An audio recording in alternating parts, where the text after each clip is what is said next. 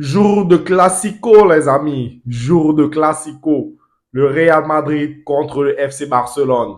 Qu'est-ce qui s'est passé dans ce match? On le voit après le générique.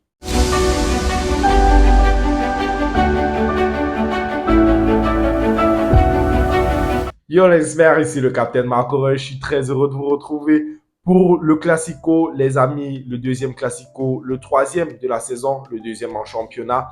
Qu'est-ce qui s'est passé dans ce match? Le Real Madrid qui accueille le Barça, on sait, c'est toujours chaud, c'est toujours électrique.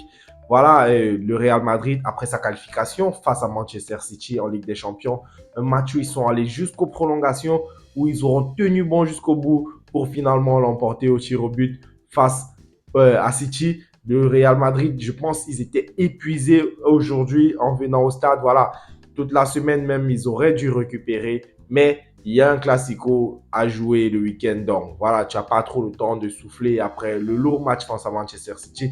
Et puis, le Barça, de son côté, ils se sont fait éliminer par Paris. On connaît l'histoire. Araujo qui prend le rouge. Et puis, voilà, il s'est passé ce qui s'est passé.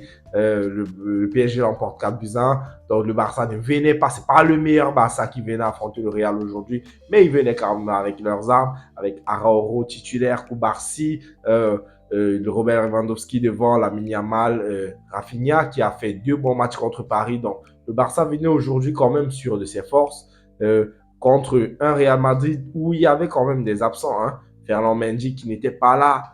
On a fait jouer Eduardo Camavinga latéral. Il y avait Chouameni en défense centrale. Modric et Kroos titulaires alors que depuis le début de la saison, c'est presque jamais arrivé que les deux soient titulaires en même temps. Donc voilà, le Real qui n'avait quand même pas son équipe type sur le terrain, mais devait y aller comme ça avec ses armes contre le Barça. Donc voilà, le match a été très très équilibré. Hein. J'ai vraiment pas vu une équipe qui a dominé l'autre. Le Barça, voilà, quand ils avaient le ballon, c'était pas une domination totale, genre comme on a vu City faire face au Real. Et le Real aussi, il y a eu des moments où ils ont dominé quand même, où ils étaient, et ils avaient la possession dans le camp du Barça. Ça a changé en fait par rapport au classico, à certains classicos qu'on a pu voir sur ces dernières années, où même si des fois le Real gagnait, ils étaient franchement dominés par le Barça et tout. Franchement, sur les derniers classicos, tu sens que la domination, elle a un peu baissé, hein, la domination barcelonaise. Et là, c'est beaucoup plus équilibré, beaucoup plus ouvert. Le Barça a ses périodes de domination, le Real a ses périodes de domination. Donc, voilà, le Barça arrive quand même à prendre l'avantage à la 6e minute de jeu sur une action où le Real se met en danger franchement tout seul. Ils ont leur truc de relance rapide dans la surface, là où lorsqu'il y a un 6 mètres, le gardien il met 2 défenseurs comme ça à côté de lui et il commence à se faire des passes et tout. Ils veulent sortir la balle sur 6 mètres au sol et tout. Et là, ils se sont mis en danger. Ça a donné un corner pour le Barça. Et puis, Christensen marque sur ce corner-là, sur une très mauvaise sortie de Loulin. Loulin qu'on a longtemps vanté après son match contre Manchester City. Il a quand même fait des bourdes aujourd'hui, hein, parce que vraiment, à part celle-là, il n'a pas été exemple de tout reproche dans le match, Lounine. Donc, pas très grand match de Lounine. Hein. Sur son erreur, le Barça marque le premier but et le Real Madrid, comme toujours, à réaction. Hein. Ils vont venir égaliser, je pense, 6 minutes plus tard, par Vinicius, hein, sur un beau travail de Lucas Vasquez qui intelligemment quand même se voit accorder le penalty. Je pense que d'autres n'auraient pas donné le penalty sur cette action après avoir vu la VAR parce que voilà, sur le direct, comme ça, tu peux donner le penalty parce que tu vois vraiment que la jambe le fauche et qu'il tombe. Mais lorsque tu regardes le penalty, tu constates que le mec, bon, il a quand même envoyé la jambe sur Koubarsi, mais je dis ça peut aussi se siffler parce que la jambe de Koubarsi, elle est bien et belle là. Elle est bien et belle en route. Et voilà, on va pas demander non plus à Lucas Vasquez d'aller contourner la jambe de Koubarsi et tout. C'est pas une moto. Donc, l'action, elle est discutable, mais le penalty, ça peut se siffler. Il peut ne pas être sifflé, comme il peut être sifflé. À chacun de voir comme il veut, à chacun de donner son avis.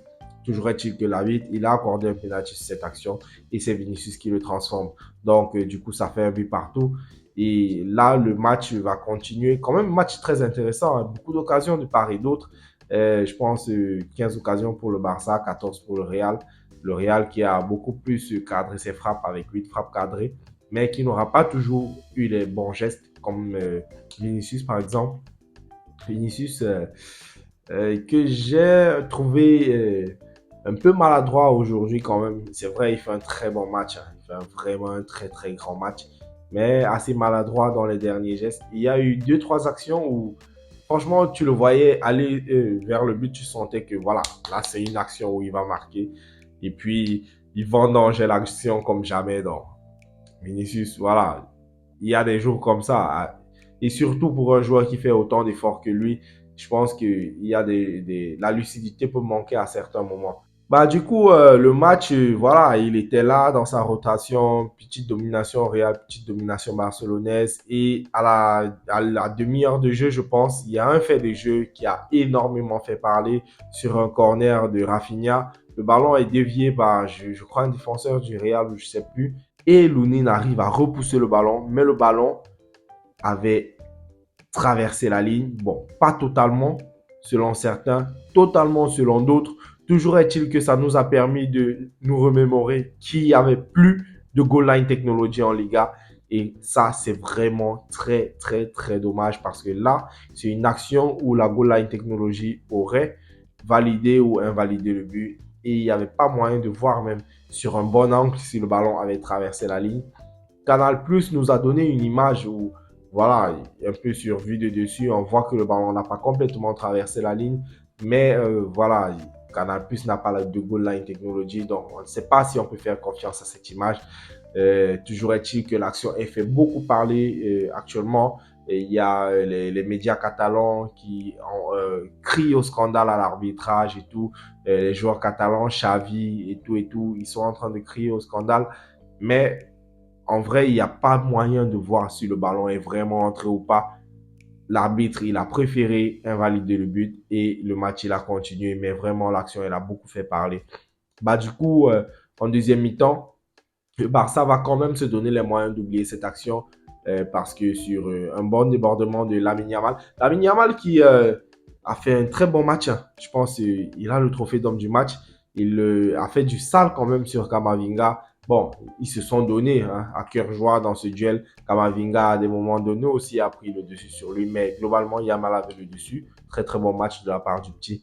Et puis, sur une action quand même où il est étonnamment seul, Kamavinga est assez loin de lui, il lui donne assez d'espace. Il peut frapper une frappe qui n'est pas touchée par Ferran Torres qui était entré en jeu. Et puis, voilà, mais je pense qu'il gêne quand même Lounine qui repousse ce ballon sur Fermin Lopez qui peut le mettre au fond des filets. Ça fait 2 buts à 1 pour le Barça. Et comme toujours, le Real, la réaction, 4 minutes plus tard, va revenir au score avec un très beau service de Vinicius sur Lucas Vasquez qui peut conclure dans les buts vides. Voilà, Ter Stegen, il attendait au premier poteau. Et là, 2 buts partout. Là, on se dit que le match, il peut prendre voilà, une ampleur historique et tout. Bon, Carlo Ancelotti, après, il fait des changements qui ne sont pas très bons, à mon avis, hein, parce que fait entrer des défenseurs. Tu sentais que là, il voulait maintenir le nul. Mais bon, heureusement que Brahim Diaz, Abdelkader, on peut souvent compter sur lui lorsqu'il fait ses entrées en jeu. Et puis, sur une très, très belle percée d'Abdelkader, où il arrive à servir Lucas Vasquez sur le côté. Vasquez tape un centre. Rossellou n'arrive pas à la reprendre. Mais, qui est au deuxième poteau? Judinho Bellingham, le Brésilien, les amis. Jude Bellingham qui n'avait plus marqué depuis je ne sais pas combien de journées. Il arrive et met ce but contre le Barça. 3 buts en 2 classicos. Jude Bellingham, les amis, c'est un crack, c'est un génie. Il a fait un match énorme et il arrive à le conclure par ce but. Franchement, que dire de plus? Que dire de plus sur ce génie? Donc, victoire 3 buts à 2 du Real Madrid. Énormément de polémiques autour du match. Toujours est-il que le Real l'emporte et prend 11 points d'avance sur le Barça. Et là, je pense que la Liga, elle est jouée parce qu'à 11 points d'avance, à 6 journées de la fin, voilà, il n'y a plus grand-chose à espérer de la part du Barça. Là, je pense que c'est officiel, c'est une saison blanche pour le Barça et c'est vraiment dommage. Le Barça qui perd son quatrième classico consécutif aussi, les amis. Faut pas l'oublier parce que ils ont perdu en Copa del Rey l'année dernière contre le Real et puis ils perdent le premier classico de l'année, ils perdent en Super Coupe d'Espagne et puis ils perdent aujourd'hui quatre classicos d'affilée. Ce n'était plus arrivé depuis je sais plus qui dans les années 40. Donc Xavi, franchement, triste record pour lui, mais c'est bien dommage, c'est bien dommage. Je pense que le match nul aurait été mérité dans ce match pour les deux équipes parce que le Real n'a pas forcément mérité de gagner ce match aussi. Hein. Vinicius, il fait pas un grand match. Hein.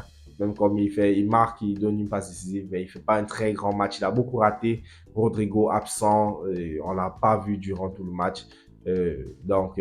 Le match, la victoire n'est pas très méritée pour le Real, mais c'est toujours dans ces moments-là que tu vois que ça reste vraiment une grande équipe, ce Real Madrid, parce qu'ils arrivent toujours à s'en sortir. On ne sait pas comment dans ce genre de match. Et franchement, c'est grandiose, c'est à respecter tout ça.